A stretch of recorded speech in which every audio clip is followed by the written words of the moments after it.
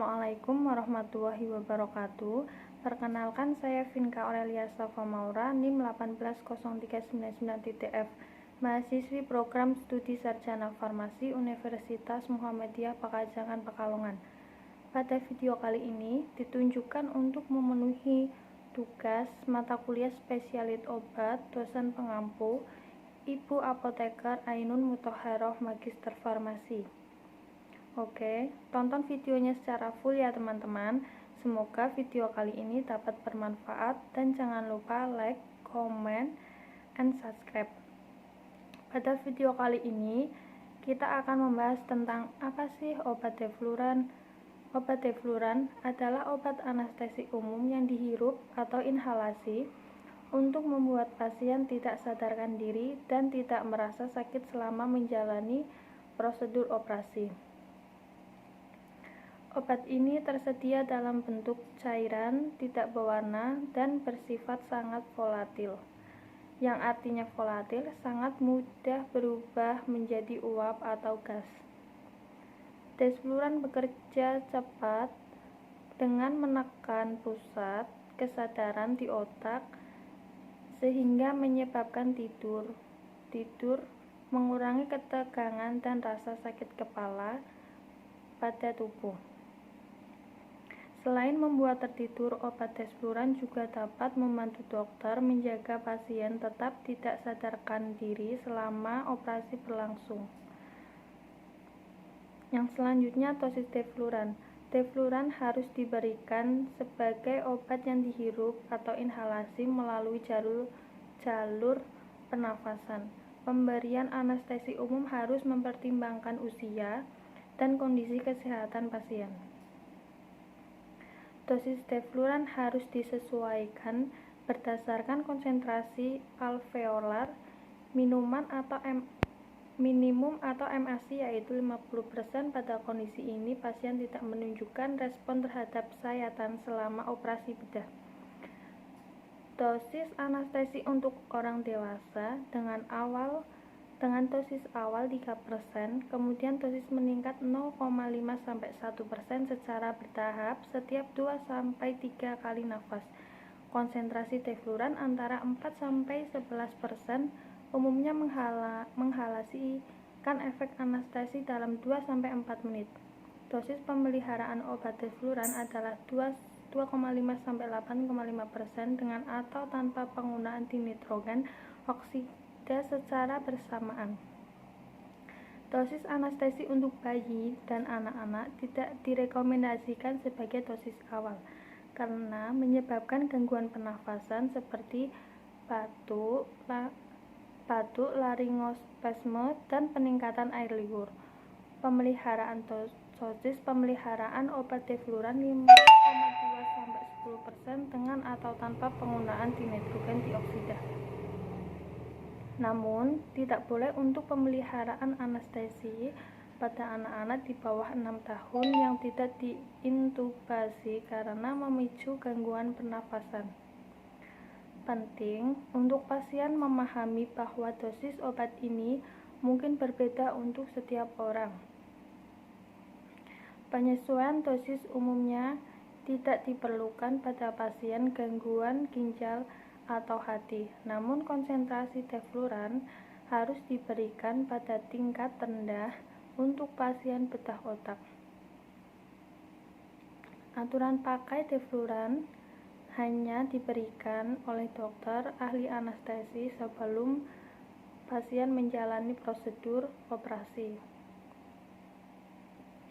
Ahli anestesi akan menentukan dosis anestesi tergantung pada usia, berat badan, dan jenis operasi yang pasien jalani.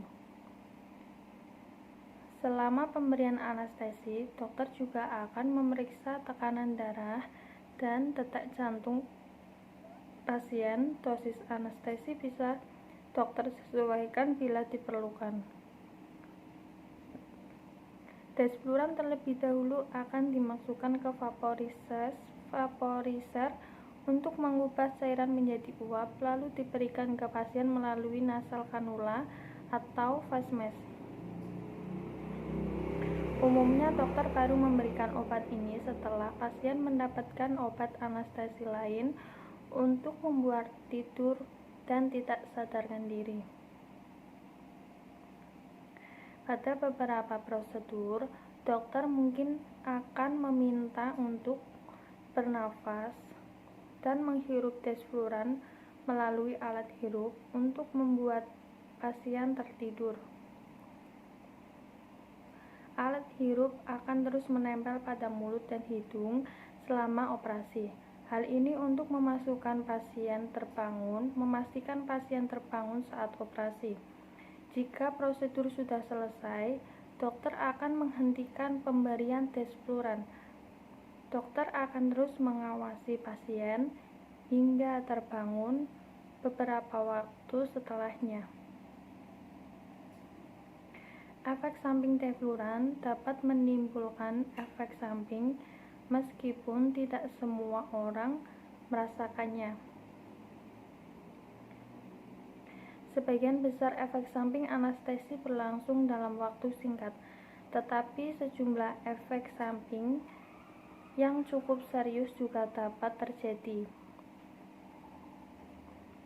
Nah, di sini juga ada efek samping umum dari penggunaan desfluran sebagai anestesi, antara lain mual dan muntah, radang tenggorokan, sesak nafas, sakit kepala, konjungtivitis, brakardia atau detak jantung lebih lambat, takardia atau detak jantung lebih cepat, tekanan darah tinggi, nafas berhenti sementara, batuk, dan produksi air liur berlebihan, laringospasme atau kejang singkat pita suara yang membuat sulit berbicara atau bernafas.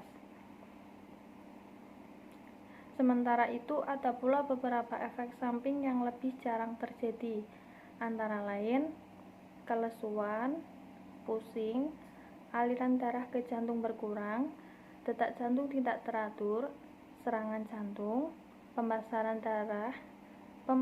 pembuluh darah, hipoksia atau kadar oksigen tubuh rendah, dan nyeri otot. Di sini juga ada peringatan dan perhatian saat pakai obat desfluran. Dokter dapat memutuskan untuk tidak menggunakan desfluran pada orang dengan riwayat penyakit hati seperti sirosis, alkoholik, nephrosis, hepatoseluler, dan hepatitis. Sebelum menggunakan obat desfluran, terdapat beberapa hal lainnya yang harus diperhatikan, seperti memperhatikan penggunaan obat ini bila ada riwayat alergi seperti obat, makanan, atau zat lainnya. Hindari penggunaan obat bila memiliki penyakit hati seperti hepatitis, sirosis, akibat konsumsi alkohol, penyakit kuning atau jaundice, atau nekrosis jaringan hati baik sebelum atau setelah mendapatkan anestesi. Beritahukan dokter bila atau anggota keluarga baru saja mengalami hipertermia atau suhu tubuh panas, seperti demam tinggi, detak jantung cepat, kekakuan otot, dan sulit bernafas. Desfluran disimpan pada suhu ruangan di bawah 30 derajat Celcius yang jauh dari cahaya langsung. Pastikan botol dalam posisi benar dan tertutup rapat. Perhatikan penyimpanan dan tanggal kadaluarsa pada kemasan produk. Jauhkan obat-obatan dari jangkauan anak-anak dan hewan peliharaan. Oke, berikut tadi penjelasan review obat desfluran. Jika ada pertanyaan atau kritik, saran dari video saya ini, komen di bawah ya teman-teman. Terima kasih teman-teman sudah menonton video review obat desfluran. Wassalamualaikum warahmatullahi wabarakatuh.